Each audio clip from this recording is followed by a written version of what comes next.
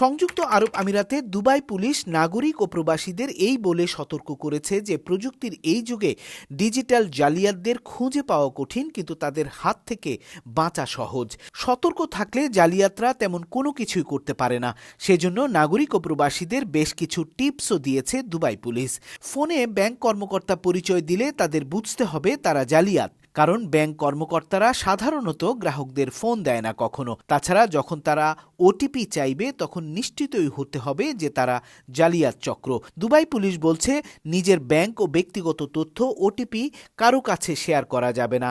এমনটা হলে দ্রুত ক্রাইম সেকশনে জানাতে হবে।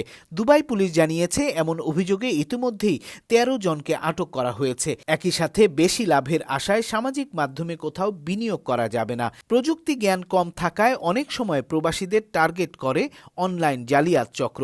আমিরাতে আছেন প্রায় ১০ লাখ প্রবাসী বাংলাদেশি। অনলাইন জালিয়াতি চক্র নিয়ে তাদের সতর্ক থাকা উচিত।